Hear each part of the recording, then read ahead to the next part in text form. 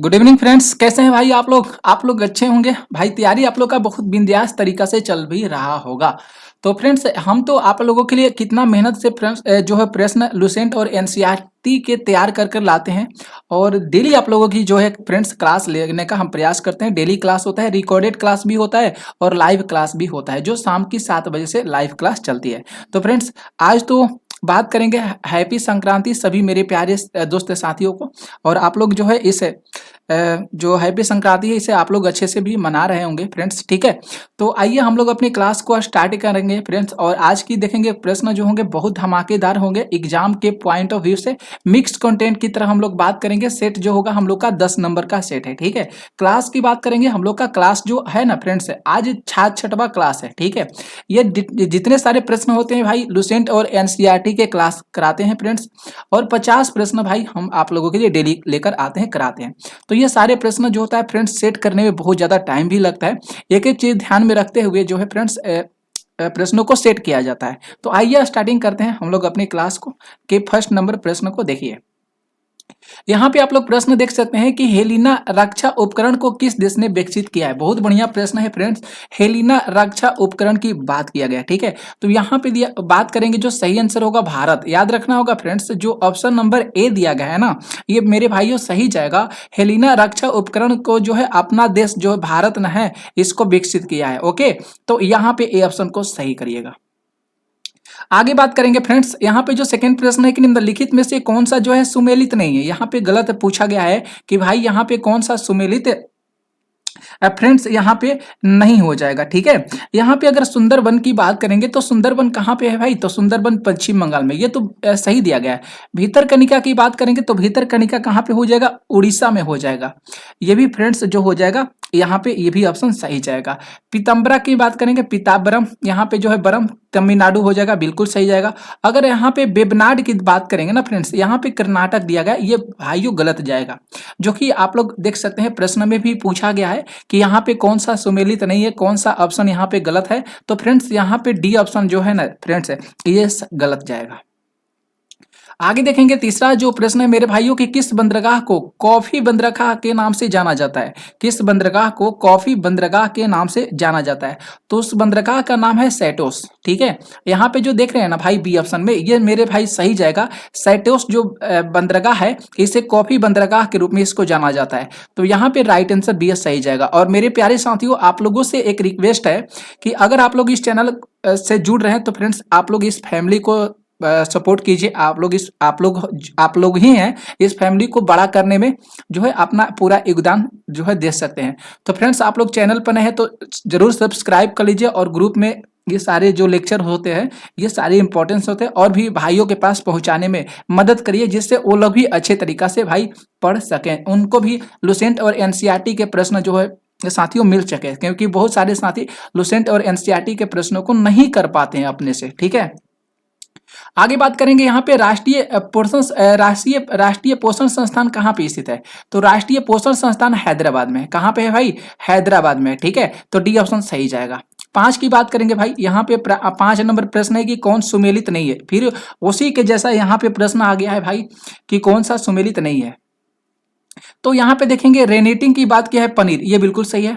जैव प्रौद्योगिकी यानी यहाँ पे देखेंगे प्लास्मी इससे, ठीक है, ये भी सही जाएगा। गोल्डन चावल विटामिन है, ये भी सही जाएगा। ओजोन परत जो होता है ट्रोपोस्फियर में नहीं होता है, बिल्कुल ये गलत जाएगा, ठीक है फ्रेंड्स। गलत तो पूछा गया है ना भाई, तो गलत पूछा गया है तो ये गलत जाएगा। ऑप्शन नंबर डी, इसे हम लोग गलत करेंगे। आगे बात करेंगे, देखेंगे 6 नंबर प्रश्न है भाई, बहुत बढ़िया, ये शानदार सा प्रश्न है। 6 नंबर यहाँ पे प्रश्न है कि उष्णकटिबंधीय सदाबहार वन भारत के किन किन क्षेत्रों में पाए जाते हैं। उष्णकटिबंधीय सदाबहार वन ये भारत के किन किन क्षेत्रों में पाए जाते हैं। तो पश्चिमी घाट के पूर्वी डाल पर, भाई ये गलत जाएगा। पश्चिमी घाट के पूर्वी डाल पर ये नहीं पाया जाता है जो सदाबहार वन होते हैं भारत के। यहाँ पे बात करेंगे अंडमान और निकोबार द्वीप समूह में, हाँ भाई बिल्कुल यहाँ पे ये सही जाएगा। जितने सारे उष्णकटिबंधीय सदाबहार वन होते हैं भारत के, ये अंडमान निकोबार द्वीप समूह में पाए जाते हैं, ठीक है। इसके बाद बात करेंगे अरावली पर्वत श्रृंखला पर, गलती जाएगा, यहाँ पे ये गलत जाएगा फ्रेंड्स। अरावली पर्वत श्रृंखला पर सदाबहार वन जो उष्णकटिबंधीय सदाबहार वन होते हैं ये नहीं पाया जाता है। चौथा की बात करें कि उत्तर पूर्वी क्षेत्रों की पहाड़ियों पर, बिल्कुल सही जाएगा भाई, उत्तर पूर्वी क्षेत्रों की पहाड़ियां पर। यहाँ पे जो होगा 2 और 4 सही जा रहा है, किस ऑप्शन में है? तो फ्रेंड्स यहाँ पे सी ऑप्शन में हम लोग देखेंगे 2 और 4 जो होगा विकल्प सही जाएगा, सी ऑप्शन सही जाएगा। ठीक है, आगे देखिएगा। 7 प्रश्न है कि हिमालय पर्वत श्रृंखला किसका उदाहरण है? तो ये याद रख लीजिएगा, ये बलित पर्वत का उदाहरण है। हिमालय जो पर्वत श्रृंखला है ये बलित पर्वत का उदाहरण है, तो यहाँ पे डी ऑप्शन सही जाएगा। 8 प्रश्न है फ्रेंड्स की करेवा वैली स्थित है। करेवा वैली जो है भाई ये कहाँ पे स्थित है? तो ये कश्मीर में हो जाएगा, मतलब जम्मू कश्मीर में जो है फ्रेंड्स करेवा वैली स्थित है। ठीक है, ए ऑप्शन सही जाएगा। आगे बात करेंगे फ्रेंड्स। 9 प्रश्न है कि किस आंदोलन के दौरान ऑपरेशन जीरो आवर चलाया गया था? ऑपरेशन जीरो आवर जो है फ्रेंड्स चलाया गया था किस आंदोलन के दौरान? बहुत शानदार सा प्रश्न है भाई। तो भारत छोड़ो जो आंदोलन है ना भाई, इसी आंदोलन के दौरान जो है ऑपरेशन जीरो आवर को चलाया गया था। तो भारत छोड़ो आंदोलन याद रखना होगा। आगे देखेंगे प्रश्न 10 है। 10 प्रश्न है कि किस व्यक्ति ने रॉलेट एक्ट को जानबूझकर की गई हत्या कहकर संबोधित भी किया है? उसका नाम है फ्रेंड्स CF एंड्रयूज। ठीक है, याद रखना होगा भाई, ऑप्शन नंबर बी जो सही जाएगा। ये ऐसा व्यक्ति है जिन्होंने रॉलेट एक्ट को जानबूझकर की गई हत्या कहकर जो है संबोधित किया है। कौन है भाई? उनका क्या नाम है भाई? तो CF एंड्रयूज। ठीक है, तो फ्रेंड्स इसे आप लोग बी ऑप्शन सही करिएगा। इसके आगे बात करेंगे फ्रेंड्स। 11 प्रश्न है कि वन संरक्षण अधिनियम कब पारित किया गया था? तो बात करेंगे यहाँ पे 1980 में किया गया था, ऑप्शन ये सही जाएगा। आगे बात करेंगे 12 जो प्रश्न है। 12 प्रश्न है भाई कि इनमें से कौन सी गैस ग्रीन हाउस प्रभाव उत्पन्न करने वाली गैस के रूप में जाना जाता है? तो यहाँ पे जलवाष्प, मीथेन, ओजोन, यहाँ पे डी ऑप्शन मेरे साथियों सही जाएगा। ये सारे गैस जो हो जाएंगे ना, जलवाष्प उत्पन्न करने वाले जो है फ्रेंड्स ग्रीन हाउस गैस प्रभाव उत्पन्न करने वाले गैस के रूप में इसको जाना जाता है, ओजोन, मीथेन और जलवाष्प। आगे फ्रेंड्स देखेंगे अगला जो नेक्स्ट प्रश्न है कि सिगरेट के धुएं में प्रदूषक कौन सा होता है? मुख्य प्रदूषक जो होता है सिगरेट का जो धुआं होता है उससे कौन सा मुख्य प्रदूषक होता है? Carbon dioxide, carbon monoxide, benzene. तो कार्बन डाइऑक्साइड नहीं होता है भाई, कार्बन मोनोऑक्साइड और बेंजीन की बात करेंगे ना, बिल्कुल सही जाएगा। यानी भाई फ्रेंड्स यहाँ पे डी ऑप्शन सही जाएगा। ठीक है, तो सिगरेट के धुएं से जो प्रदूषण होता है फ्रेंड्स उसे याद रखना होगा, कौन कौन सा होता है भाई? तो यहाँ पे रखेंगे कार्बन मोनोऑक्साइड का और बेंजीन का, राइट। आगे देखिएगा 14 प्रश्न है कि गैसोहल किसका मिश्रण होता है? गैसोहल किसका मिश्रण होता है? तो बात करेंगे पेट्रोल जो होना चाहिए उसमें 90% होना चाहिए और एल्कोहल जो होना चाहिए 10% होना चाहिए, तो तब जाकर गैसोहल हो जाएगा। ठीक है, तो याद रखना होगा फ्रेंड्स, गैसोहल जो होता है ये पेट्रोल और एल्कोहल का मिश्रण होता है। ठीक है, पेट्रोल कितना होता है? तो 90% होता है फ्रेंड्स, और एल्कोहल होता है 10%। तो यहाँ पे ए ऑप्शन ये सही जाएगा। 15 प्रश्न की बात करेंगे। यदि एक वस्तु एक समान गति से वृत्ताकार पथ पर गतिशील होती है, यदि एक वस्तु एक समान गति से वृत्ताकार पथ पर गतिशील होती है तो उसका वेग परिवर्तित होता है। क्या होता है फ्रेंड्स? उसका जो वेलोसिटी होता है ना फ्रेंड्स वह परिवर्तित होता है, कन्वर्ट हो जाता है। तो फ्रेंड्स यहाँ पे जो सी ऑप्शन में आप लोग देख रहे हैं ना, ये मेरे भाई सही आंसर जाएगा। ओके, तो इसे आप लोग सी ऑप्शन को सही करिएगा। आगे बात करेंगे फ्रेंड्स, यहाँ पे देखिएगा 16 नंबर प्रश्न की सूची 1 और सूची 2 को मिलान करना है। तो अमीटर यानी विद्युत धारा का अमीटर हो जाएगा। ठीक है, यहाँ पे क्या होगा फ्रेंड्स देख सकते हैं विद्युत धारा यहाँ पे अमीटर हो जाएगा, यानी ए का यहाँ पे तीसरा होगा। ठीक है, हाइग्रोमीटर की बात करेंगे ना, ये सापेक्ष आर्द्रता को मापता है, बी का फ्रेंड्स चौथा हो जाएगा। बैरोमीटर क्या होगा? ये दाब को मापता है, तो सी का फ्रेंड्स पहला होगा। और वाट शक्ति का मात्रक वाट हो जाएगा, यानी डी का दूसरा हो जाएगा। तो यहाँ पे 3 4 1 2 किस ऑप्शन में दिया गया है, इस चीज को हम लोग ध्यान में देखना होगा। 3 4 1 2 यानी यहाँ पे फ्रेंड्स सी ऑप्शन में दिया गया है, तो हम लोग सी ऑप्शन को सही कर लेंगे, राइट है। आगे बात करेंगे 17 नंबर प्रश्न पे। 17 नंबर प्रश्न है फ्रेंड्स कि बहिष्कृत भारत नामक पुस्तक का प्रकाशन किसके द्वारा किया गया था? बहिष्कृत भारत नामक पुस्तक का प्रकाशन जो है BR अम्बेडकर के द्वारा किया गया था। ठीक है, तो सी ऑप्शन सही जाएगा। आगे बात करेंगे 18 प्रश्न है कि आधुनिक भारत का निर्माता किसे कहा जाता है? तो कहा जाता है राजा राम मोहन राय को। ठीक है फ्रेंड्स, डी ऑप्शन सही जाएगा। तो आधुनिक भारत का निर्माता किसे कहा जाता है? तो राजा राम मोहन राय को कहा जाता है। 19 से प्रश्न है भाई कि ब्यूस डबल फॉल्ट जैसे शब्द का संबंध किस खेल से संबंधित है? लॉन टेनिस है। किससे भाई? लॉन टेनिस से जो होगा ये जो है ब्यूस कप हो जाएगा, डबल फॉल्ट हो जाएगा। ये जो खेल है ना, ये संबंध है इसका लॉन टेनिस से, राइट। आगे बात करेंगे, देखेंगे नेक्स्ट प्रश्न है 20 नंबर। ये भी बहुत बढ़िया प्रश्न है और मेरे साथियों ये भी शानदार प्रश्न है। आप लोग यहाँ पे देखिएगा कौन सा सही आंसर जाएगा। यहाँ पे 20 प्रश्न है कि पार्कलन समिति के संबंध में कौन सा कथन जो है सही होना चाहिए। मतलब प्राकलन जो समिति है ना फ्रेंड्स है, इसके बारे में पूछा गया है कि कौन सा स्टेटमेंट्स है ना भाई यहाँ पे सही जाना चाहिए। बहुत बढ़िया शानदार सा ये प्रश्न है फ्रेंड्स, प्राकलन समिति के बारे में। ठीक है, यहाँ पे बात करेंगे, इसमें सदस्यों की संख्या 25 होती है। प्राकलन समिति में क्या भाई सदस्यों की संख्या 25 होती है? तो फ्रेंड्स गलत जाएगा। इसके सदस्यों में सदस्य 10 सदस्य लोकसभा में और 15 सदस्य जो होते हैं राज्यसभा में होते हैं, गलत जाएगा। ये भी गलत जाएगा। इसका कार्यकाल 3 वर्ष का होता है, गलत जाएगा। कोई भी मंत्री जो होता है समिति का सदस्य नहीं हो सकता। हाँ भाई, ये यहाँ पे सही कह रहा है प्रश्न प्राकलन समिति के बारे में। कोई भी जो मंत्री होगा ना, कोई भी मंत्री समिति का सदस्य नहीं हो सकता है। ठीक है फ्रेंड्स, तो यहाँ पे अगर बात करेंगे ना फ्रेंड्स तो इसका सही आंसर क्या जाएगा? तो डी ऑप्शन मेरे भाई सही करिएगा। ठीक है, चौथा यहाँ पे देख सकते हैं केवल चौथा दिया गया है, ये सही जाएगा। तो डी ऑप्शन भाई सही जाएगा। ठीक है, ओके फ्रेंड्स, चलिए भाई बहुत बढ़िया। आगे बात करेंगे, यहाँ पे प्रश्न 21 है। 21 नंबर प्रश्न है कि राज्यपालों की सम्मेलन की अध्यक्षता कौन करता है? तो कौन करते हैं भाई? राष्ट्रपति जी करते हैं। ऑप्शन ए सही जाएगा। राज्यपालों की सम्मेलन की अध्यक्षता कौन करते हैं भाई? तो राष्ट्रपति जी करते हैं। कौन करते हैं फ्रेंड्स है? तो याद रखना होगा भाई, राष्ट्रपति जी करते हैं। ठीक है, तो इस तरह के प्रश्न आपके एग्जाम में पूछे जाएंगे, थोड़ा सा ध्यान में रखना होगा और याद भी करना होगा मेरे प्यारे सभी साथियों को। यहाँ पे देख सकते हैं 22 प्रश्न है कि मिलान करने वाला है। क्या करने वाला है? मिलान करने वाला है। भाग 5 किससे संबंधित हो जाएगा? संविधान संशोधन की जो प्रक्रिया होती है ये भाग 5 से रिलेटेड हो जाएगा। ठीक है, भाग 5 किससे रिलेटेड हो जाएगा? तो संविधान संशोधन की प्रक्रिया भाग 5 से है। भाग 10 की बात करेंगे तो इसमें संघ सरकार का विवेचना किया गया, यानी ए का तीसरा सही चला गया, बी का पहला चला गया। 3 1 कहाँ पे दिया? ये तो गलत जाएगा, ये भी गलत जाएगा, ये भी गलत जाएगा। तो राइट आंसर की बात करेंगे फ्रेंड्स, बी ऑप्शन सही जाएगा। 3 1 तो हो गया। इसके भाग यहाँ पे देखेंगे 15, भाग जो 15 है फ्रेंड्स ये निर्वाचन से संबंधित हो जाएगा। ठीक है, और भाग जो 20 है ना, ये मेरे भाई अनुसूचित जाति और जनजातीय क्षेत्र से हो जाएगा। तो भाइयों बी ऑप्शन यहाँ पे सही कर लीजिएगा। ठीक है, आगे बात करेंगे फ्रेंड्स, 23 प्रश्न है।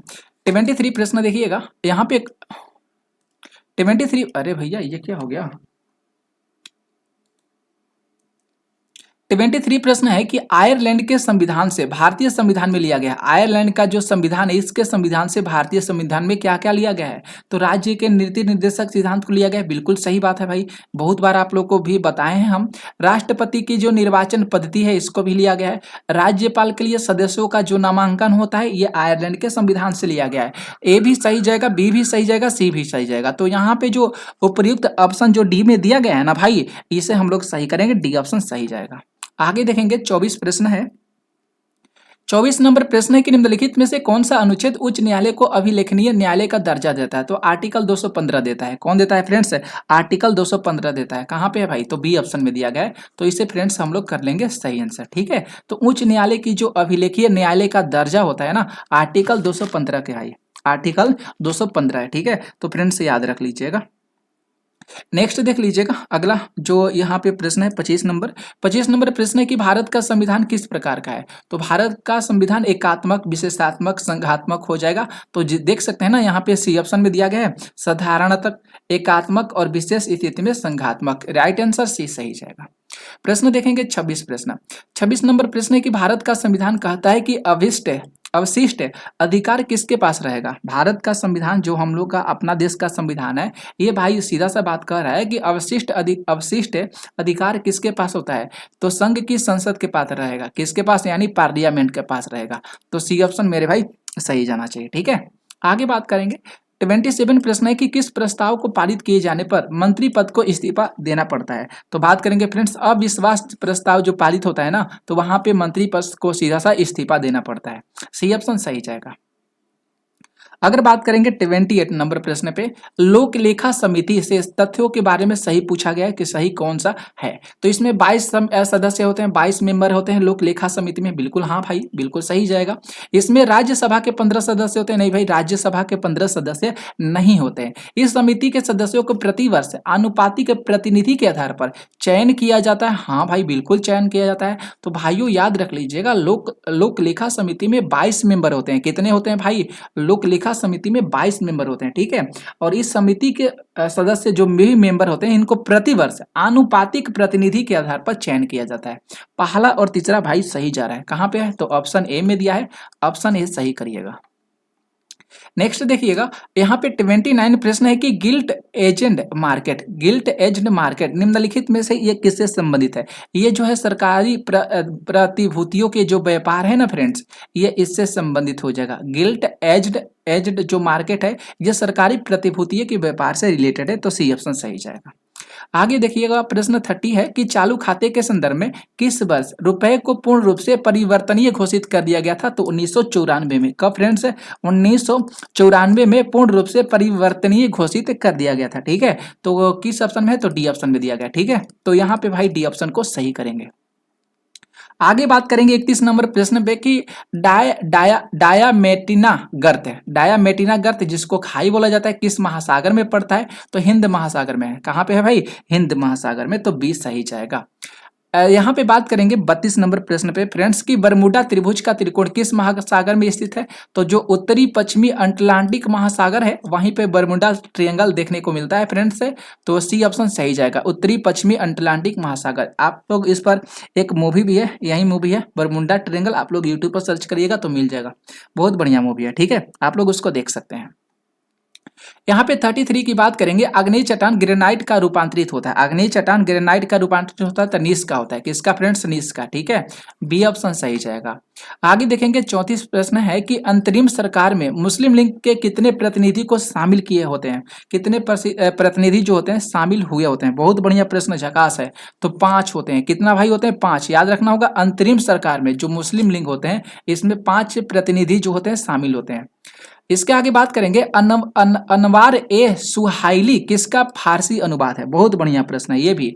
तो पंचतंत्र। पंचतंत्र किसका है? तो विष्णु शर्मा का, ठीक है। तो अनवार ए सुहाइली किसकी फारसी अनुवाद है? फारसी अनुवाद जो हो जाएगा ना, ये पंचतंत्र का है। पंचतंत्र का लेखक कौन है? तो विष्णु शर्मा है।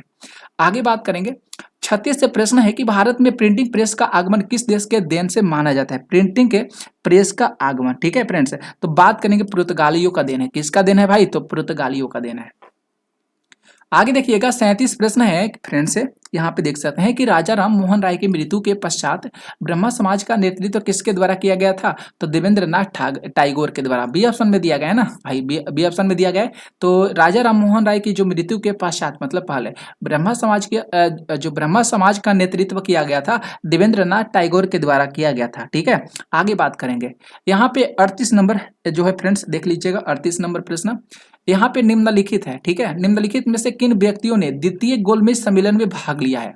बहुत बढ़िया प्रश्न है। द्वितीय गोलमेज सम्मेलन में फ्रेंड्स किसके द्वारा भाग लिया गया है? महात्मा गांधी जी लिए हैं, सरोजनी नायडू लिए हैं और मदन मोहन मालवीय लिए हैं। लेकिन यहाँ पे मौलाना जो आजाद है ना, मौलाना आजाद, ये गलत जाएगा। पहला, दूसरा, तीसरा फ्रेंड्स ये आप लोग सही करिएगा। तो देख सकते हैं ना, डी ऑप्शन में मेरे भाई यहाँ पे दिया गया है। पहला, दूसरा, तीसरा ऑप्शन जो होगा फ्रेंड्स ये सही जाएगा। तो द्वितीय गोलमेज सम्मेलन में महात्मा गांधी जी भाग लिए थे, सरोजनी नायडू लिए थे और मदन मोहन मालवीय लिए थे। आगे बात करेंगे 39 नंबर प्रश्न पे कि भक्ति आंदोलन को दक्षिण से उत्तर भारत तक लाने का श्रेय किसे प्रदान है? तो फ्रेंड्स कबीर जी को प्रदान, भैया रामानंद को प्रदान है, ठीक है। ऑप्शन ये सही जाएगा। किसको प्रदान है फ्रेंड्स? रामानंद को। आगे बात करेंगे भाई, देखिएगा अगला प्रश्न है 40 नंबर, मिलान करना है, ठीक है। प्रथम बौद्ध संगीति, द्वितीय बौद्ध संगीति, तृतीय बौद्ध संगीति और चतुर्थ बौद्ध संगीति, ठीक है। तो यहाँ पे बहुत बढ़िया प्रश्न है भाई, इसे ध्यान में आप लोगों को रखना होगा। प्रथम बौद्ध संगीति अजात शत्रु के शासनकाल में हुआ था। द्वितीय बौद्ध संगीति कलाशोक के शासनकाल में। तृतीय बौद्ध संगीति अशोक के शासनकाल में। चतुर्थ बौद्ध संगीति कनिष्क के शासनकाल में। यानी ए का चौथा जाएगा। चौथा कहाँ पे दिया गया? तो भैया ए और सी सीधा सा गलत चला गया। द्वितीय बौद्ध संगीति कालाशोक, यानी बी ऑप्शन का तीसरा होगा। कहाँ पे है? ये तो भैया दोनों जगह है। तृतीय बौद्ध संगीति की बात करेंगे फ्रेंड्स, तो ये चला जाएगा तृतीय